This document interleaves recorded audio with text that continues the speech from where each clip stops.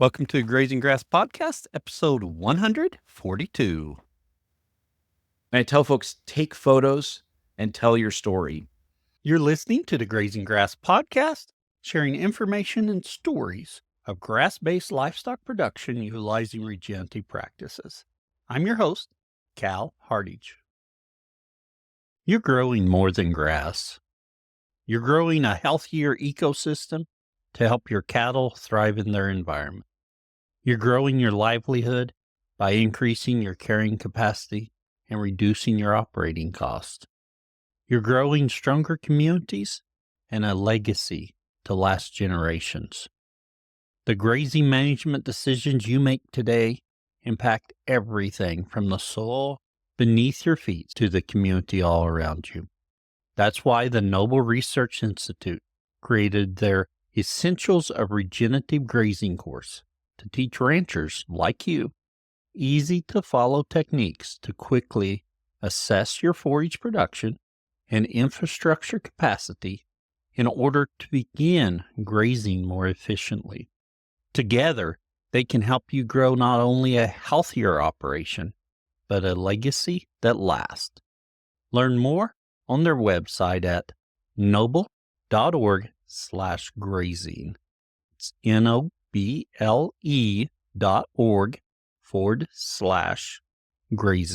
On today's show, we have Jake Yancey. Jake and his family operate Tracking Y Ranch in western Washington. They're a first-generation ranching family. They operate cow and calf to finish operation and sell direct to consumers. Tracking Y Ranch operates on leased properties across a 4-county area, with 2/3 of the properties owned by conservation groups or under conservation easements, which makes for a very interesting discussion about leasing land and coming up with your plan to how to use it. Jake likes to call it prescribed conservation grazing. Really good episode. I think you will enjoy it. 10 seconds about the farm. We have received almost 9 inches of rain over the last week, since last week when I told you we were dry, but rain was expected. So things are a little bit wetter today, and we have rain coming in later. By the time you hear this, I think the rain's going to be out of this area, but those people to the east in Missouri may be getting a ton. 10 seconds about the podcast. Well, last week I suggested you join the grazing grass community, and we had one individual join it, but he called me out on it. Stacy joined it, and he put on his question to join the community. It asked, what motivated you to join? And that's really just so we can keep scammers out of there and know people have real intentions. Well, Stacy put, cause Cal keeps telling me to every week on the podcast. So yes, Stacy, you're right. I will work on asking you all to do something differently. But Stacy, I appreciate you joining the grazing grass community, and I hope it's of value to you. Let's go ahead and talk to Jake. Jake, we want to welcome you to the Grazing Grass Podcast. We're excited you're here today. Hey, Cal, same to you. Thanks for having us on, and we truly appreciate the opportunity to speak with you. Wonderful. Jake, to get started, can you tell us a little bit about yourself and your operation? Yeah, so myself wouldn't be included if I didn't talk about my family. I have a wonderful wife and twin daughters that are a huge part of our operation. I grew up in Eastern Washington. We get about 10 inches of rain over there. Grew up in wheatland and a lot of rangeland grazing operations over there. Subsequently ended up moving over to Western Washington later on in life and got out of any sort of ranching or anything else. I went to school for some ag business for a short period of time. I worked and managed ranches for about 5 years. In 2015, after working regular jobs, we were given the opportunity to pick up a cow-calf herd. One of our friends' family farm had been sold for development. And so with 30 days notice, he gave us a call and said, hey, are you interested in getting our cow-calf herd? And so like every Western Washington farmer wants to do, the best time to jump into cattle is in November in Western Washington, when we get between 70 and 110 inches of rain. And I always say my wife has made probably 2 goofy decisions in life. The first was probably marrying me, and the second was trusting us. And so in 2015, she said, hey, I trust that we'll be able to make this work. And so in 2015, we picked up that small cow calf herd, brought it to our little 5 acres. And my wife said, "Hey, how the heck are we going to make this work?" And so we knocked on a bunch of doors, and fast forward to today, we managed just over 1,000 acres of grazing ground in a 4-county area. And our cow herd has grown exponentially. We sell 100% of our cattle are marketed direct to consumer. We do a cow calf to finish program, and we offer both grass-fed, grass-finished, and grass-fed, grain-finished. And by meaning Oh, that, all of our cattle always stay on pasture. They never go to a feedlot confinement or anything else. So that's where our grass-fed part of it kind of comes in. oh, that's very interesting. Just from my notes, I got all kinds of questions already, Jake. First off, just for clarification, you're in Western Washington now, and what kind of rainfall do you get out there yearly? Well, it's a goofy rain pattern. Okay. Our dry season, well, we're coming in right now. We're coming up on November. So about October, rain season starts. And rain season will end up going all the way from about October. And seasons have been drying out. And so now it's ending about May, maybe June.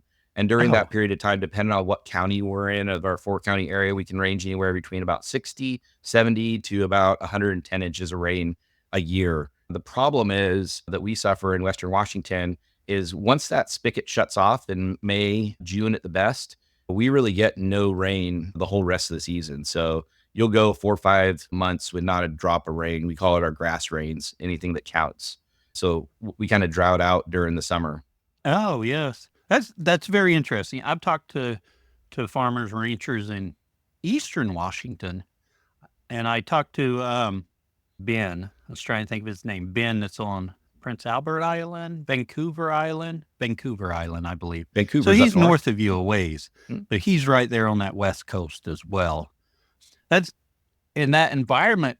That gives you a lot of potential with that rain, but at the same time, it shuts off, like you said, and you've got a few months there that it's dry and you got to plan for. So very interesting. I'm excited to learn more about your operation and see how it goes.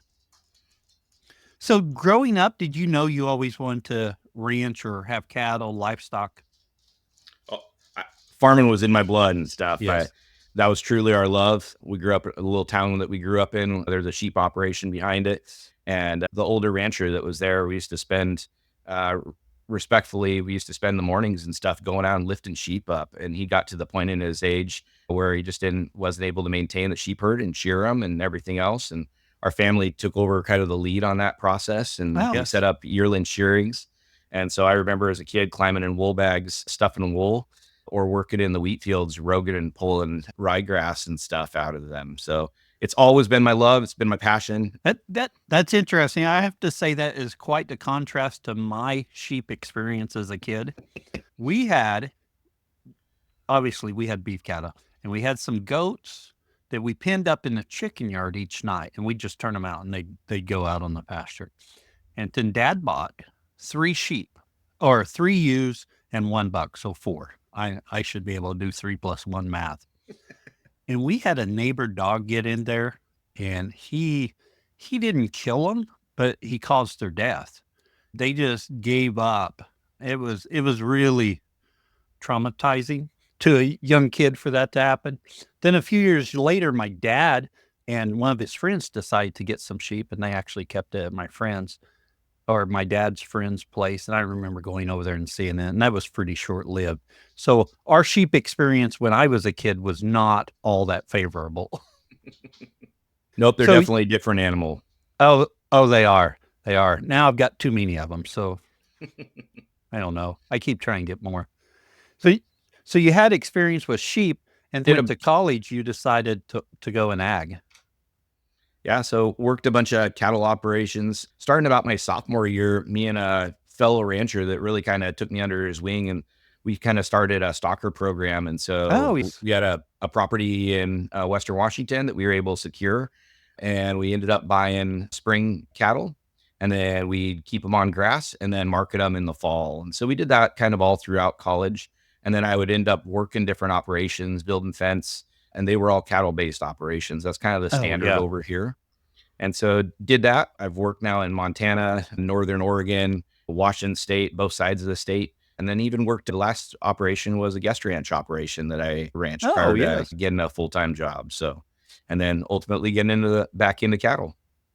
So one question there that I get from a lot of people, and just in transparency, I went to school for ag, and then I changed paths a little bit later, but I have an animal science degree.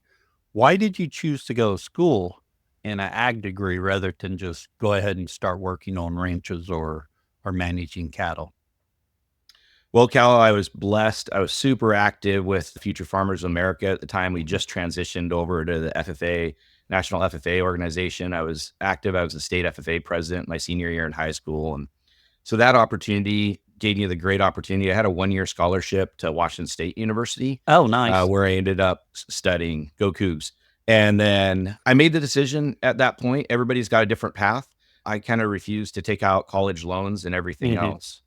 I ended up working that summer at an operation here in Western Washington, and then came back the next year. And I knew if I got out of college at that point, it was going to be hard to restart. Oh, And my yeah. dad always taught me that, hey, get a degree or get education that you can use even if the Great Depression comes around. And I'd already been shoeing horses since about the age of 12. And I said, you know what? I'm going to get myself a piece of paper and I'm going to go to farrier school. And so I came back to Walla Walla Community College. I enrolled in the farrier program, being a horseshoer. I ended up doing that. And I do that in the morning. I'd come to school. We'd start at 7 Oh, yeah. o'clock and I do that till 1 o'clock. And then I take night classes after my first quarter. And I do that till 10 o'clock each night, trying to work on that 2-year degree.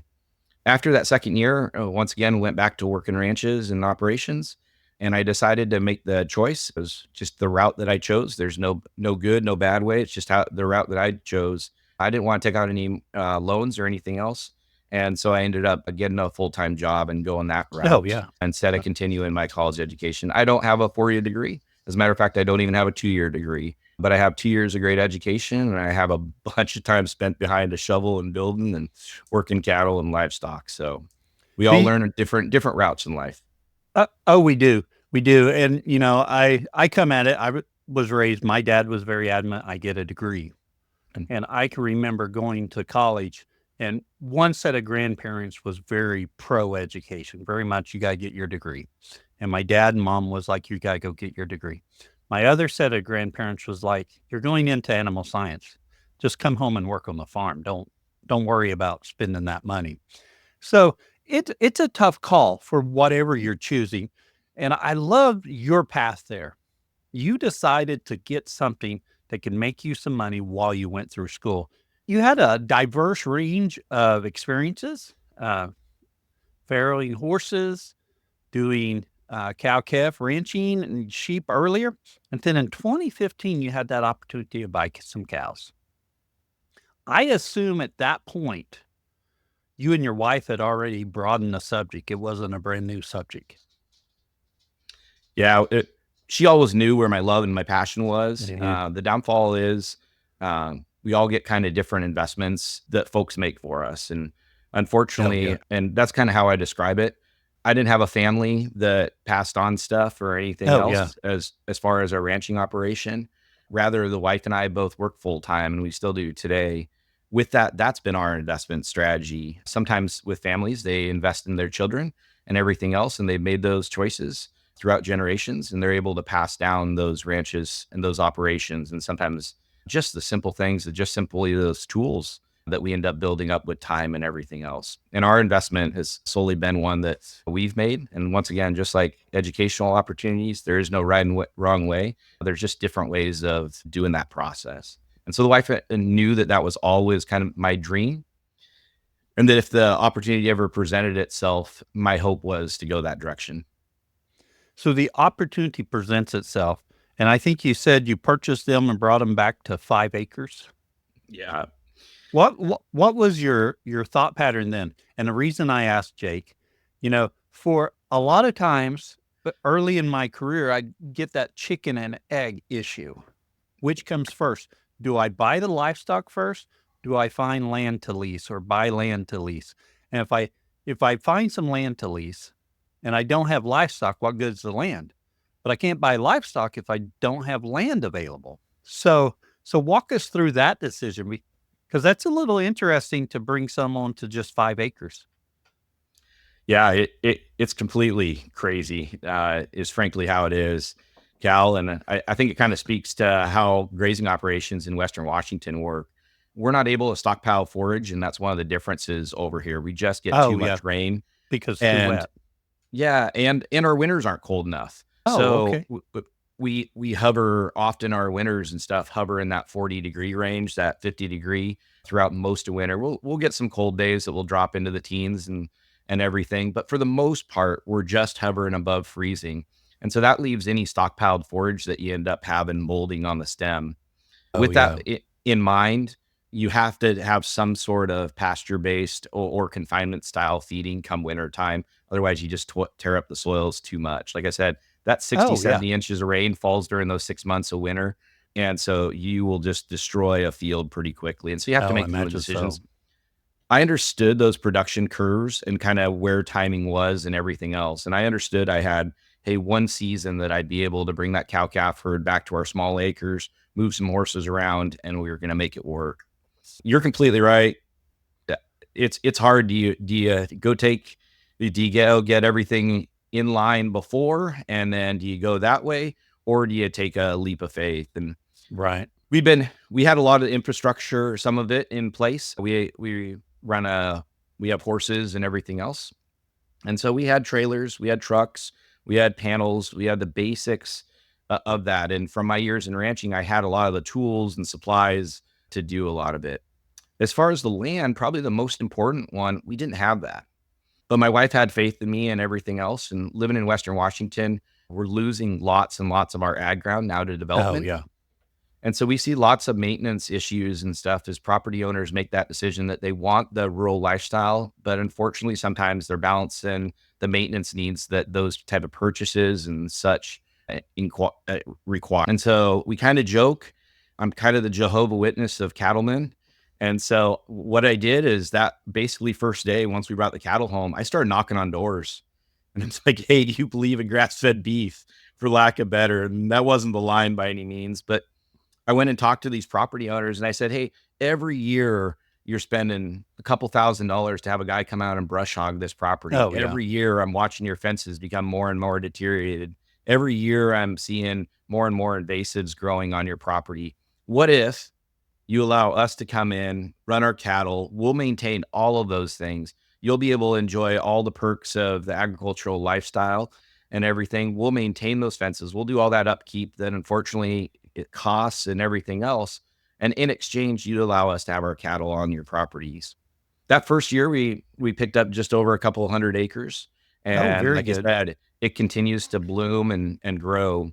2/3 of our property are really weird. Only a third of ours are privately owned. 2/3 of Oh, ours are in okay. conservation easements or owned by conservation groups, and so all of those 2/3 have endangered species on them. And so we work very, very closely with our scientific and our property owner groups and stuff, studying those effects of grazing on those species. So Oh, it's been an yes. interesting relationship, how closely we work with that scientific community. Oh, very good. And we're going to get a little deeper into that a little bit later. Um, when you went and started knocking on doors, did you find people receptive, or did you get a lot of people like, no, it's not for us? How did that go for you?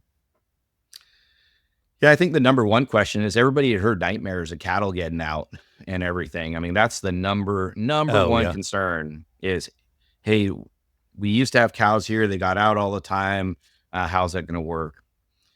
I was blessed, spent about six months, almost a year, building high tensile electric fence, New Zealand style. And Oh, so yes. I'd done that commercially and truly believed in it. And so most of the fences that we built on our property and such were along those styles. When we were huge believers in the power of electric fence, not only from the pain compliance issue and stuff, but just the psychological, the cattle just respect it. Oh, And yeah. so when we told property owners, hey, the number one thing that we're going to do is we're going to go in and immediately we're going to install at least a single strand of electric fence around your property to keep those cows in, and they will stay. The other part of that is we provide all of our property owners with a packet that has all of our phone numbers that you can get hold of us anytime. And the main thing is that we carry an insurance policy as well. Granted that we never want to use it. And that kind of put property owners at a lot of ease and kind of softened that blow. Oh yeah, I think a few things there you said really will help them and calm those fears. Did they, beyond those fears, did they have anything else or any other concerns right off, or was that really the main ones? No, I think the other thing that everybody's always interested in is the what's in it for me type Oh yeah. thing. And so unlike some parts of agriculture, we share our economics. We're an open book. And so we make it very, very clear that, hey, yeah, we're grazing your property, but here's all the costs of production that we have. And on the flip side, we tell our property owners all the improvements and the benefits that they're going to get. So much so that, just like I mentioned earlier with just the brush hogging, hey, you're going to be able to save that every year. We're going to assume Oh those yeah. costs. We're going to do that with my landscapers, being my cows out there providing those services.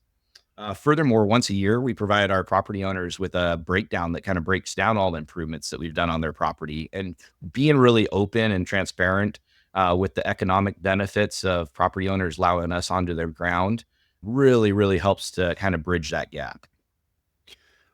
Are you leasing land all per acre or per animal unit days, or is there some kind of profit sharing? What are you using for their monetary model?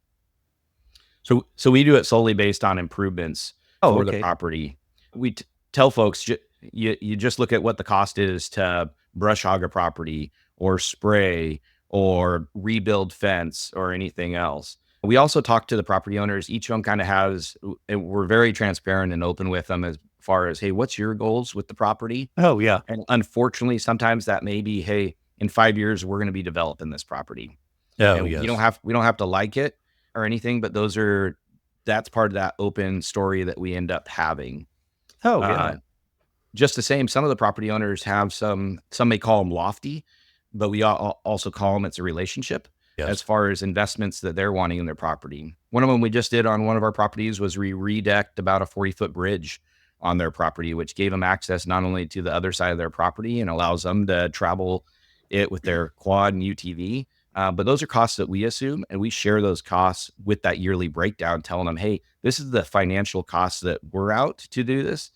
And then just sharing the openness of what those improvements on land is, it's astronomical.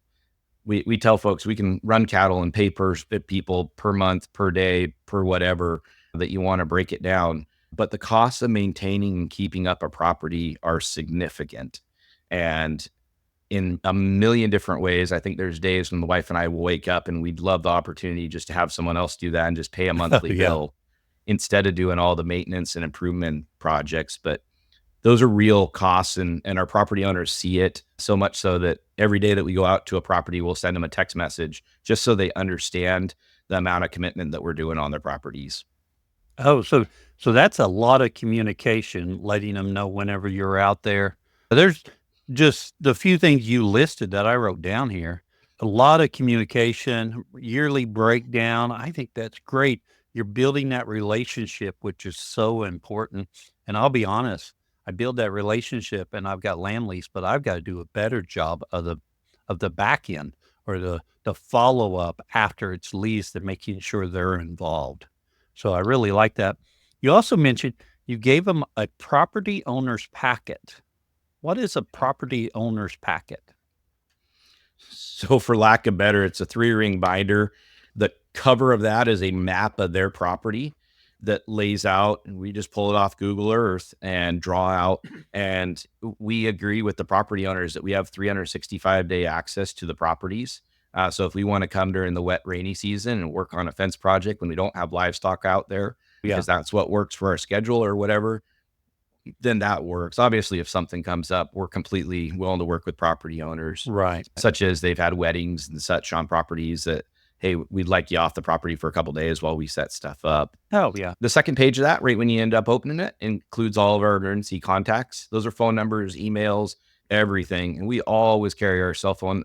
It's one of my main things I tell people is return a dang phone call, return a text, take 2 seconds, even if it's, hey, I'll get back to you. It means the world to folks when they can get hold of Oh, you. oh, yeah. Yeah. And then as we go through that, the going into the next pages normally involves if the property owner wants a specific contract. We only have wordy contracts, I describe them as, on a couple Mhm. of our properties. And then it includes a copy of that insurance policy so that they have a peace of mind that if something happens, that they have that there with them. Oh, yes. Yeah. Oh, very good. I think that's a tremendous idea, Jake, that I'm disappointed that I haven't been doing that. I just think that that's wonderful. Um, you got started down this journey. When you started down this journey, were you thinking, okay, we're going to do grass fed, grain finished, grass fed, grass finished, direct to consumer, and we're going to use regenerative practices? Yeah, yeah, Cal. I knew that on a small scale that just selling calves in the spring was not going to provide the revenue stream that we were going to need as a small Oh, yeah. operation. And at the same time, needing the revenue stream that's got to be higher on a price per unit basis, based on the fact that we're not operating off a home base operation that we drive out the back door every single day and get and Oh, do yeah. stuff. And so we break those type of just those parts of the story we break down to our property owners that every time I drive to your place at 62 cents or whatever, my wife tells me the government's decided that the cost is each year, but those are real costs of production.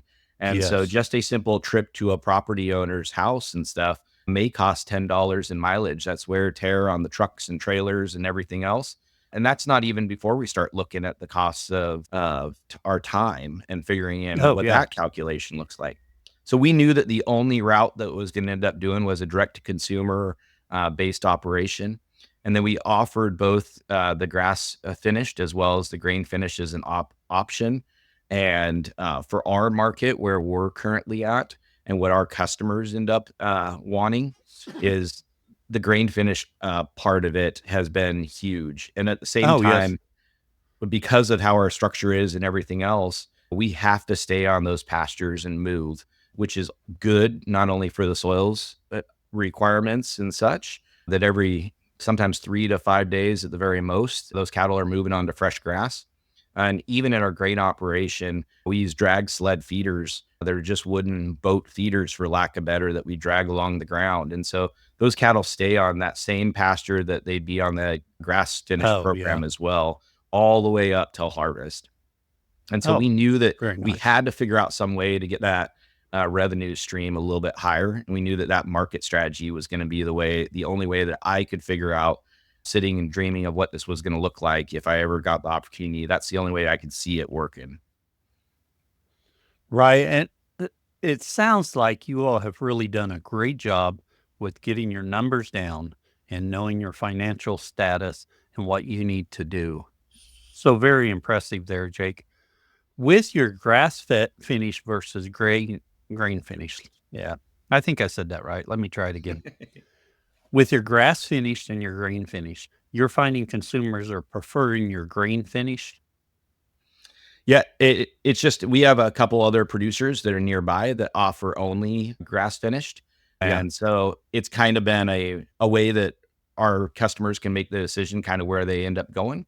Oh, And it's worked out. We offer both, and it's really easy for us in our operation because all of our cattle never get any grain until that last 60 to 90 days. And then at that point, we can diverge those cattle depending on what their finishing needs are for that last stage up till harvest. And so we don't have a all the cattle stay on a grass based diet solely all the way up till that last finishing stage. So it's really easy oh, for us yeah. to make those production decisions. And on that grain that they're getting that last 60 and 90 days, are you doing any specialty there like non-GMO or soy free, or are you just using regular grain? Regular Okay. grain, we have a local grain mill that's actually in Tacoma, which is now a very commercialized city. And there's a old 1900s mill that's still operating right in the downtown part of town that we buy from. And so it's family Oh, owned okay. operation. And so we're blessed to purchase from them. They do mix and source some of their stuff locally. But other than that, we run a pasture based operation solely, but none of our operation do we describe as anything special as far as organic or Oh, anything yeah. else. Yeah. Oh, very good. Now, when you You talk about you can finish them on grass, you can finish them on green, 60 and 90 days. Are you finishing throughout the year, or are you targeting one time for finishing a group of animals? Yeah, so we run three. It kind of talks to our grazing strategy. So we run three different groups of cattle. We Oh, don't okay. run a mono herd, and so we have our cow calf program that runs on one set of pastures. We have our stocker cattle. They're our teenagers, as I describe them to the layman, and they are just getting older, and they're normally our yearlings that are post weaning. And then we have our finishing cattle, and our finishing cattle always get on the best grass Yeah. out of that whole group. And so it kind of goes the highest ends of our nutritional pasture qualities go with that finishing group all the way dependent on regardless, sorry, of which group that is, if it's the grain going to be the grain finish selection or the grass finish selection. And then the mother cows get the second best grasses, and then our stocker cattle, they're just teenagers. They're just growing. And so we can use them as kind of our pasture maintenance and work on a bunch of our invasive management tools using them as a grazing tool. Oh, yeah. Yeah. At about what age are you finishing your cattle? Just over 2 years is kind of our marketing strategy and kind of our production goal. Our high end of our finishing is just about 30 months, but Oh, yeah. everything we shoot for 24, and then some ended up slipping a little bit longer to that 30-month period. Are you taking them in as groups to a processor? Do you have the, you know, to me, I always think the on the farm processor that comes out and will dispatch your animal and then take it to process is the holy grail that we don't have right here. How's that working for you? Yeah, those are great discussions, Cal. In the butcher industry, and one of the last operations I did was a butchering operation right here in Western Washington that did a cow calf operation, and as well as had a butcher shop. Red cutters or something that is meat cutting and livestock term that associated with meat cutting. Normally, it's because the cattle are too stressed immediately prior to being slaughtered. Often that's a product of moving them around. It's sometimes stress from handling, sometimes even breed selection all play into those factors. There's a bunch of other things that can be argued as well. But with that, a couple things ended up changing in our operation. Our cattle are moving all the time. So our herds are loading into trailers every month and a half, 2 months. And Oh, they've yeah. done that their whole entire life, depending on as they move through some of those pastures. And so they understand that when a trailer shows up, as a general rule, they cooperate and they understand that, Oh, hey, yeah. we're going to fresh pasture. And so that is not an unexpected process with which is different than in some operations where the cattle may have never once in their life even been on a trailer. And Oh, so yeah. Yeah. true stresses of production that they have to load Yeah. up and go to harvest. We only do one harvest a year. By that, I mean we only have one season that we end up harvest. And so that's the first weeks of November. And we do that very Oh, okay. timely with that. And we believe that that's what makes our product consistent for our consumers year after year. Because our cattle don't eat any hay all the way up till the time of harvest. They have gone a full grazing season of being on fresh pasture all the Oh, way yeah. up to the day that they are harvested. So they're not harvested in the middle of winter when we've been feeding 2, 3 months of hay and haylage. Rather, they come off of staying straight on pasture. They load into the trailers, and then our harvest facility and the kill process ends up happening direct at the two butchers that we end up doing. Oh, very good. We do only end up in our state, Washington State. We have a Washington State WSDA, a Washington State Department of Ag process. And so we're only able to sell currently in halves, quarters, and wholes. We do not Oh, use the okay. USDA marketing model right now and or harvesting so that we cannot legally sell by the cuts. And so if someone wants to buy hamburger, 10 pounds of hamburger or such at this time, we're just not there right now. Our customer demand has been great for the halves, quarters, and wholes, and buying as shares. They're sometimes referred to depending on the state. Oh, yeah. S- So you allude to it right there. It's not been a problem with your customers. Do you have people coming to you wanting to buy the cut, and Yep. then it becomes your job to educate them on how you can sell it to them, and then do they become a customer? Yeah, Cal, that's a great, great thing. And there could be a whole separate series on just the complexities of that and kind of nationwide what I believe there's a great demand for. Right now, getting products into healthy, locally raised products into the hands of consumers is a huge barrier, not only from a production standpoint, but also just from a consumer health standpoint. Um, w- we have huge metropolitan areas that are within 60 miles of us, from Oh, Seattle, the yeah. largest city in our state. We got Tacoma, we got Olympia, we have Portland, all of those markets that are huge. And unfortunately, those folks, most of them don't have a large freezer at their place, because Right. sometimes a quarter beef takes up everything. And as we describe to folks, you can fit a quarter beef. We raise smaller animals. We're finishing around 1,000 pounds. So our halves and our halves run about 300 pounds is what we kind of is our target goal that we end up shooting for. That's smaller than some producers that will go up to Mhm. 450 or so. But with that, a quarter of our beef normally will fit in a standard lower freezer. But we tell folks, if you do that, you won't be able to have that ice cream in there. And Oh, those are yeah. sometimes the trade-offs that some of these metropolitan produ- customers have to make, as far as if they're interested in buying a Oh, share, yeah. or they want to pay the more inflated price by buying by the cut at their local butcher and going through those Mhm. processes. So we're kind of we really push our state and everything else, and I really hope there becomes more models. Montana has a Montana grown program where producers, all their butcher shops that are certified, I believe, can butcher and process right in the state for intrastate sales, not Oh, yes. interstate, so they can sell directly to you. So we're hoping that our state can jump on board and become one of those as well in the future, just so that we can provide more beef direct to those customers. That really, really would be great, not only from a marketing standpoint, but just for community health standpoint. Oh, yeah. Yeah. Uh, two things on there. I want to talk about breeds of cattle. I always have to talk about that. I want to about that. But before we go there, on your website, you have a brochure for your consumers. Actually, after talking to you, this does not shock me at all. But when I saw it, I was like, this is wonderful. I was very impressed with it, the way you have it broke down. So you have something to give to your consumers for more information. And then if they want to get beef to process and stuff, I just thought that was really good. If someone wants to look at a great example, you have one on your website. Thanks, Cal. Appreciate it. And then my other question or my other comment was towards breeds. Let's talk breeds just a moment before we get to the overgrazing section. What breeds are you working with? Have they been consistently the same breeds your whole time? Yeah, so we run a black baldy program. So we have a lot of Hereford influence in our herd, but we've been breeding for years now with mainly Angus dominated cattle, and those are all black Angus. Oh We do yeah. that for a couple different reasons. Like I said, one of our biggest downfalls of our operation is we don't own any property. And so if in a worst case scenario, if the world fell to pieces and we lost every one of our leases, we would have to liquidate our whole entire herd. And at least in our area, and I think it's a nationwide thing and stuff, black hided cattle are still drawing a premium.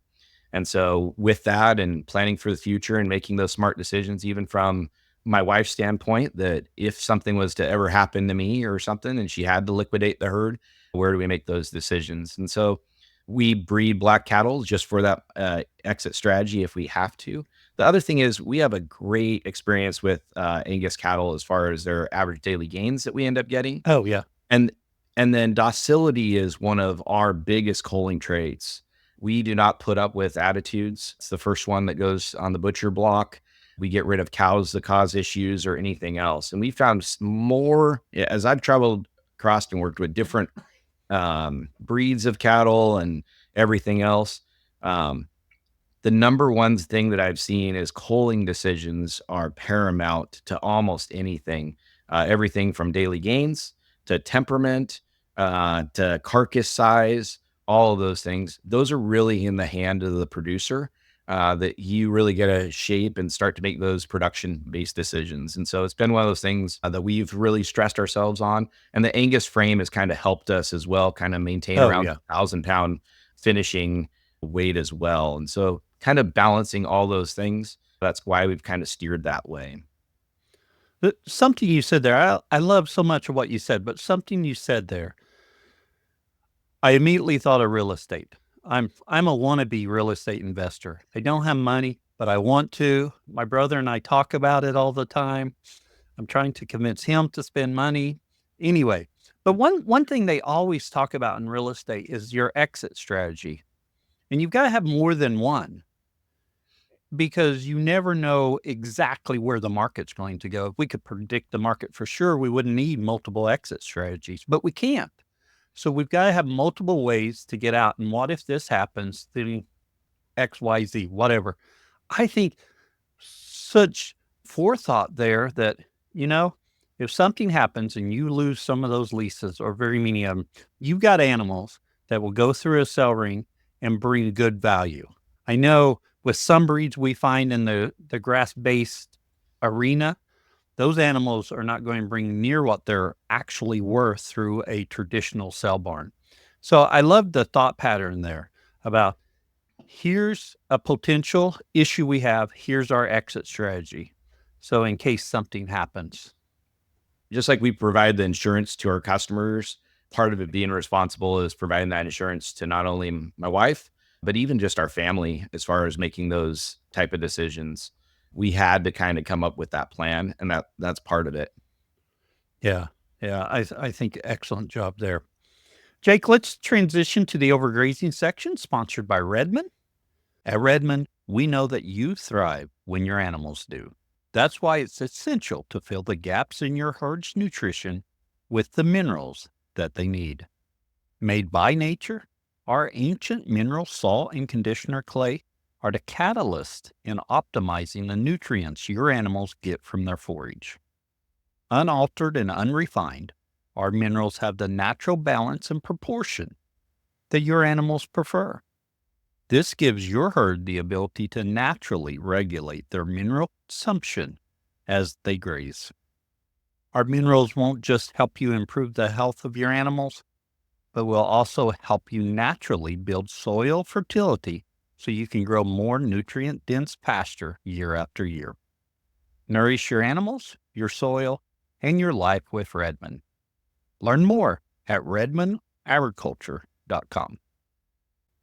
We're going to take a deeper dive into your prescribed conservation grazing. Earlier, you mentioned that over half the land you lease are owned by conservation groups or something. So tell us about that first, and then we'll talk a little bit about that prescribed conservation grazing. Sorry, I had to read my notes. Yeah. No, you're great.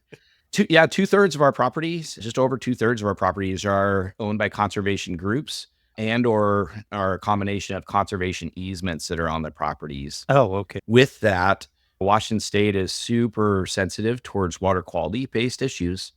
And so what we ended up doing early in that first year was kind of seeing a need for those property owners. It may have been that they needed stuff brush cut. And so much so that we ended up seeing also the scientific community what they needed as far as vegetation management. And so that's where that kind of meeting with those NGOs, those non-government organizations and partners started that conversation as we said, hey, we can be part of that solution and kind of work with you. And so that's kind of where that relationship kind of started. And at the same time, recognizing that they were doing it for need for invasive species management and or a combination of habitat improvement for endangered species. So when you meet with them and you describe this as a prescribed conservation grazing, is this a plan that you all come up with together to meet their needs as well as your needs? Yeah, Cal, I think if you Google different descriptions for grazing programs, I think the Google search may fill up too much from everything from intensive management to managed intensive to holistic to rotational to clockwork to AMP. Yeah, you could go on and on. I think every program and stuff comes back to the basis is we're interested in the soil, we're interested in the water, and we're interested in plants, and we're interested in ultimately the production, making sure that our operations are financially supported for generations to come with production. We chose prescribed conservation grazing as kind of our description of what we end up doing in our operation Very much so, because like I said, I have two young daughters and they were very young when this process was. And many of the terms they just did not understand.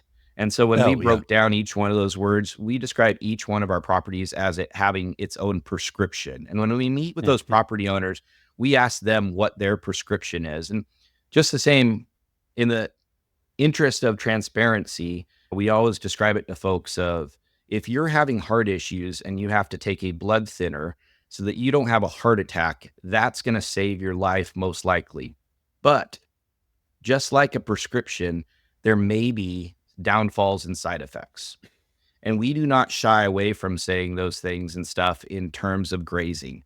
That yes, there may be downfalls, there may be side effects of grazing that maybe are not always perfect. Oh, And yeah. so we're very open with those prescriptions. Those prescriptions may run from controlling cool season annuals like rat tail fescue, which is an invasive grass that we end up dealing with that we're targeting. It may end up involving managing grazing windows to support endangered species like the Mazama pocket gopher on our prairie habitats. It may involve, for some of our property owners, as wildfires became bigger, just fire load reduction as we try to hit those targets by Oh, the yeah. 4th of July, reducing those fire loads. Or late in the season here, we have the Oregon spotted frog, which is endangered, and creating a habitat that's supportive of the Oregon spotted frog as the seasonal floodwaters kind of increase.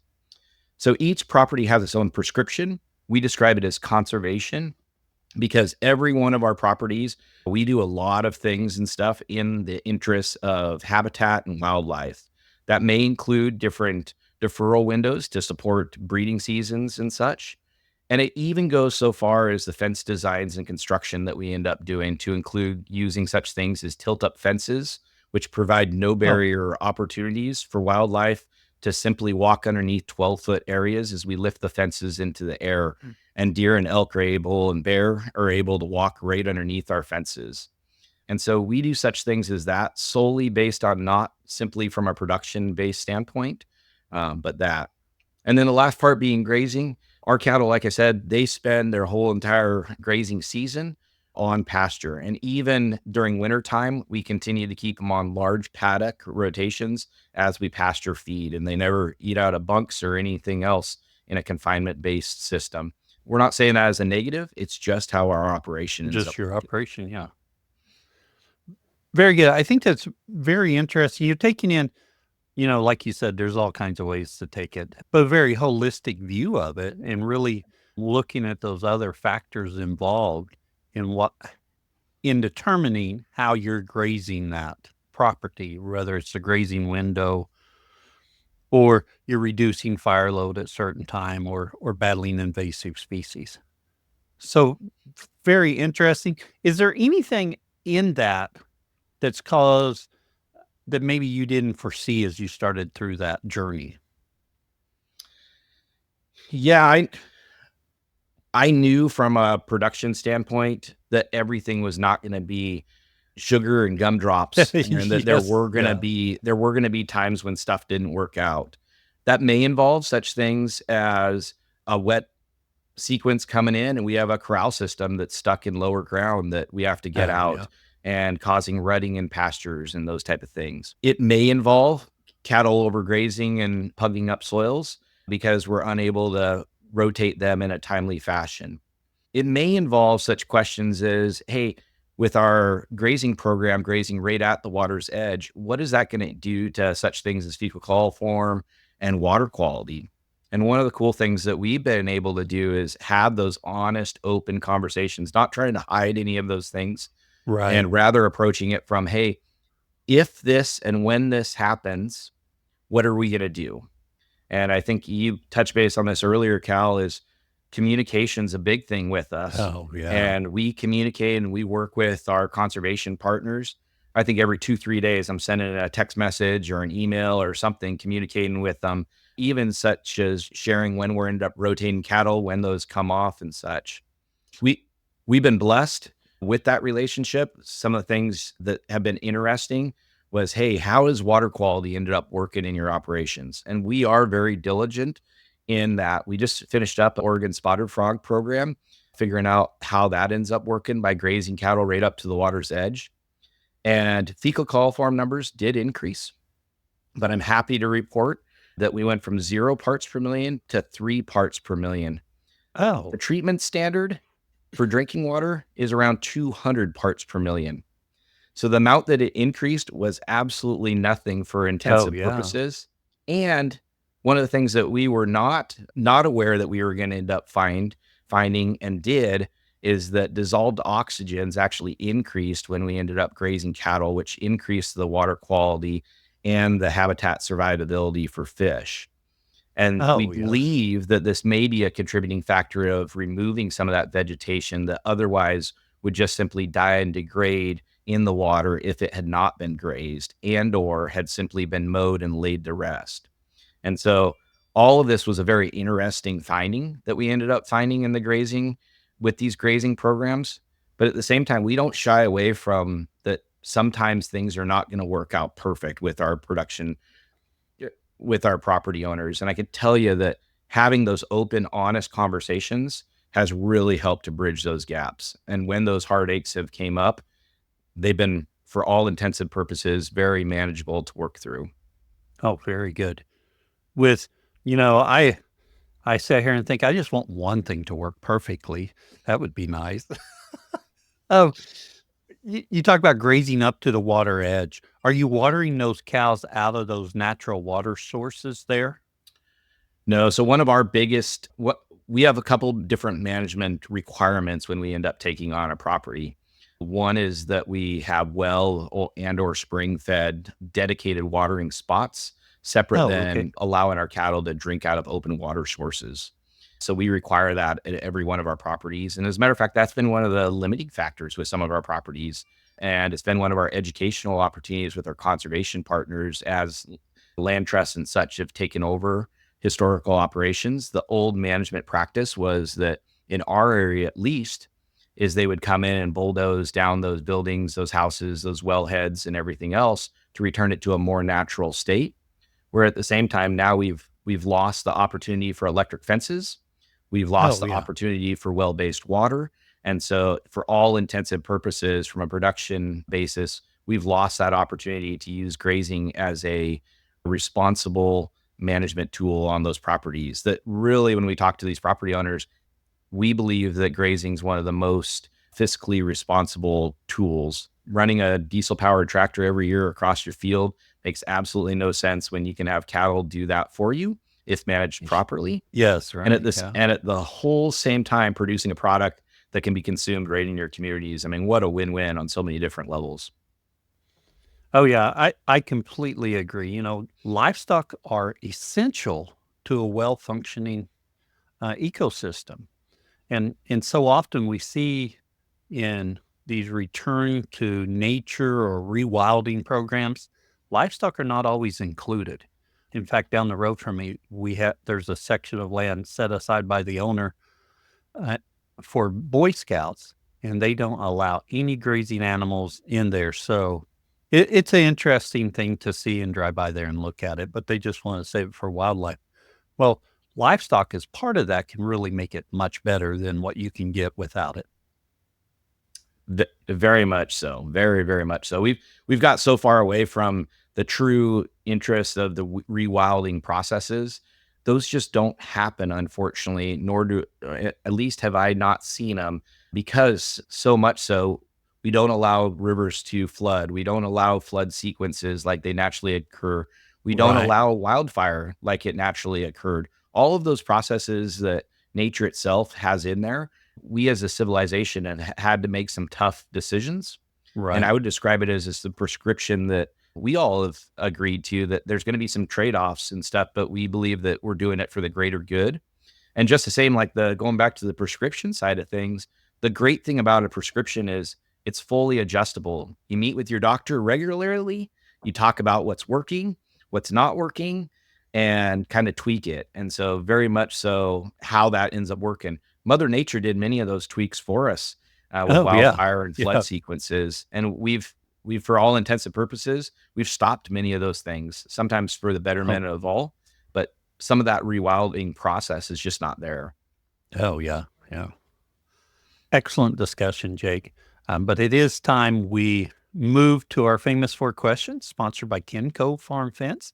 Ken Cove Farm Fence is a proud supporter of the Grazing Grass podcasts and grazers everywhere. At Ken Cove Farm Fence, they believe there's true value within the community of grazers and land stewards. The results that follow proper management and monitoring can change the very world around us. That's why Ken Cove is dedicated to providing an ever expanding line of grazing products to make your chores easier and your land more abundant.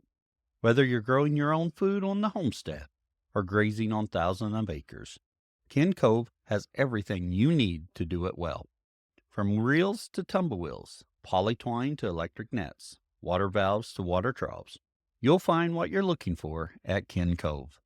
They carry brands like Speedrite, O'Brien's, Kiwi Tech, Strainrite, Job, and more.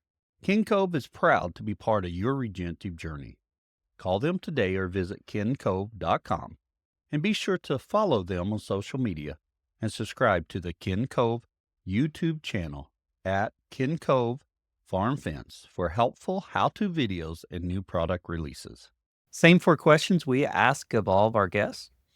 And our first question, Jake, what is your favorite grazing grass related book or resource? I think as you've kind of followed along my journey here, one of the best ones I ended up finding was Greg Judy, No Risk Ranching, Custom Grazing on Leased Ground. It was very interesting. I found Greg's books and stuff about 2 years after getting into our operation, and it made me laugh that in many ways it seems like the two of us have a very similar journey. And one day I'd be blessed to meet with them and be able to sit around and have a cup of coffee and discuss Oh, kind of yeah. how this ends up working. But great book on looking at using leased pastures, especially for first generation producers, and kind of what that ends up looking like. Yeah. And a lot of times I know growing up around ag and cattle, and we've got cattle, my grandparents have cattle, but I never considered using leased land as the first option. It was like, I've got to buy some land, then I'll get some livestock, and then I'll get leased land just to grow it to make my operation more efficient. And Greg Judy does a great job of explaining how you can get started without all that capital outlay using leased land and doing custom grazing. So that book for me as well was very influential. It just took me longer to internalize it and get it working for me. Yep. Our second question, Jake, what is your favorite tool for the farm? Oh, God, this is an easy one for us. Every single one of our vehicles has one. It's always found in the driver's side door. It is a Gallagher fault finder. Oh, Uh, yes. and and we have one in every single vehicle, and so much so that it's labeled with what vehicle it's in. So if it's ever missing, we know exactly where it should be. But these things are great. It's a voltage meter for your electric fences.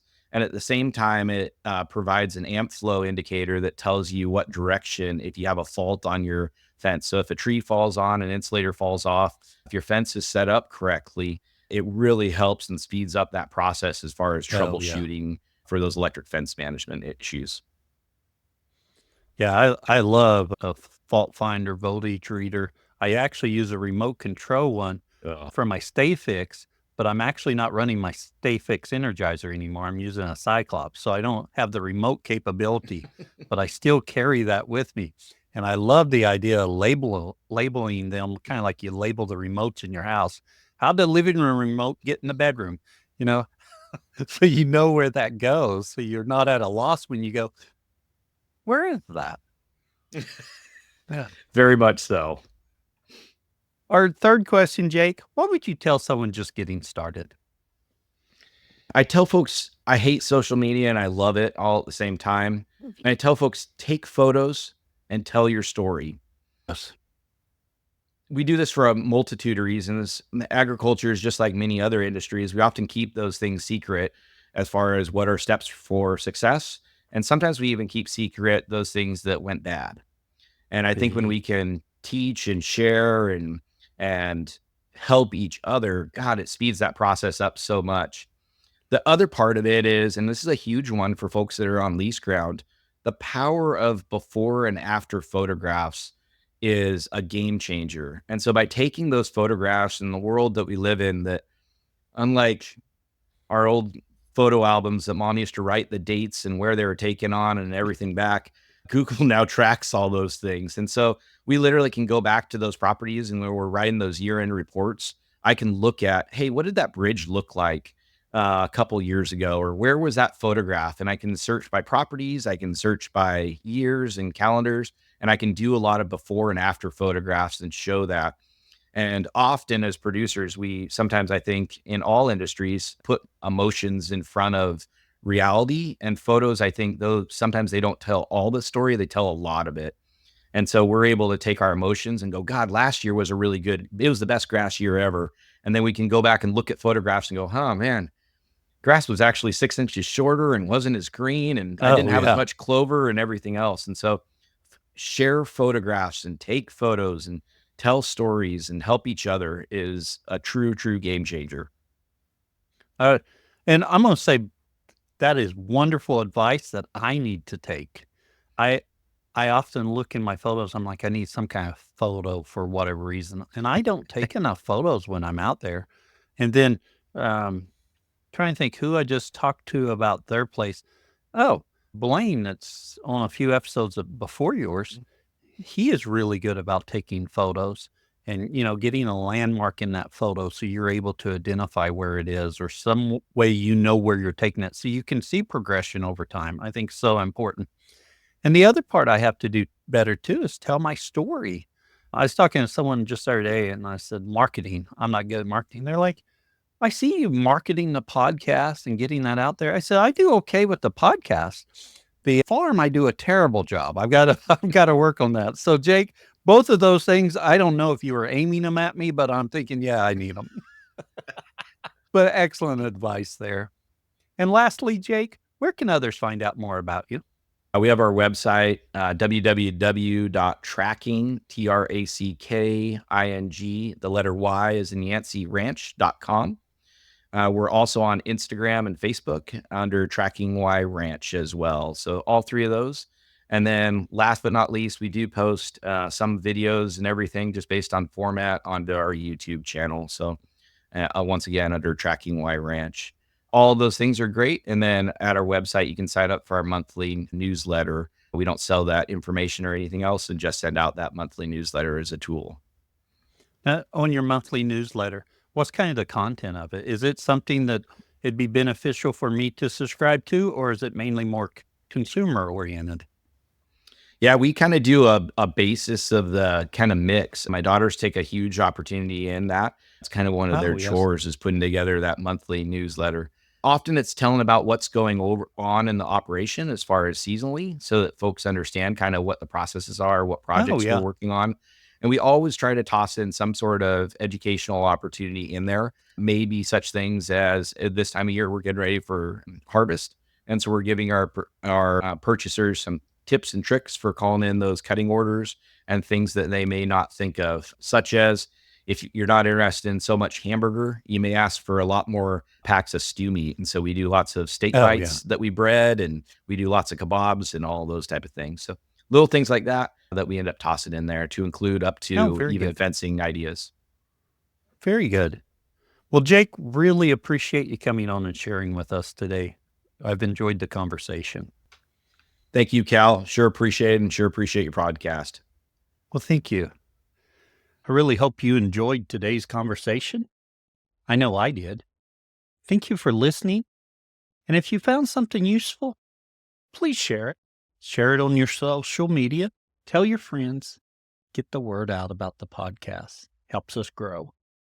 If you happen to be a grass farmer and you'd like to share about your journey, go to grazinggrass.com and click on Be Our Guest. Fill out the form and I'll be in touch. We appreciate your support by sharing our episodes and telling your friends about it. You can also support our show by buying our merch. We get a little bit back from that. Another way to support the show is by becoming a Grazing Grass Insider. Grazing Grass Insiders enjoy bonus content, monthly Zooms, and discounts. You can visit the website, grazinggrass.com, click on support, and they'll have the links there. Also, if you haven't left us a review, please do. It really helps us as people are searching for podcasts. And I was just checking them, and we do not have very many reviews for 2024. So if you haven't left us a review, please do. Until next time, keep on grazing grass.